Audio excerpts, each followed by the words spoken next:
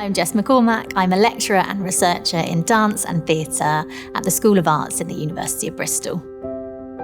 So this project is about working with young people and using dance and virtual reality filmmaking practices for them to enter into dialogue with each other, to talk about the city spaces that are meaningful for them and to share those with other young people. So there's a body of research that has emerged from social psychology and geography that has said that even in cities where there are lots of different communities living in the same city, often people are using those cities in different ways and in segregated ways. One output from the project was a series of films that we made with young people from Rise Youth Dance and virtual reality filmmaker AHRC.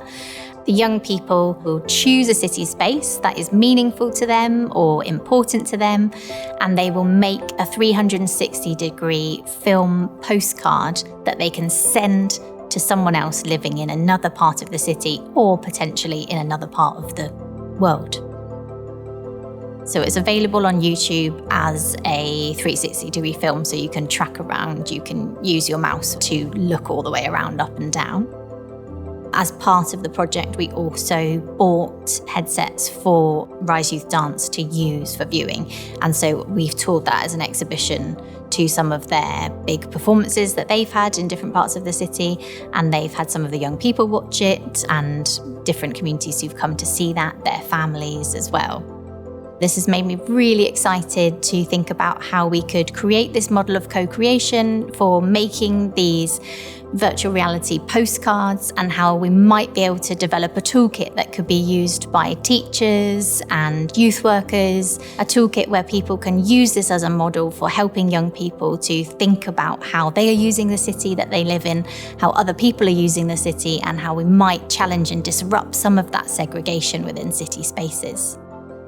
So if we think about that research that's coming out of social psychology and geography, that teenagers, young people might be the people who are able to resist this segregation, then this might be a way that could potentially change the way that young people are using the city, thinking about how other people use the city, and maybe going further then to encourage their families,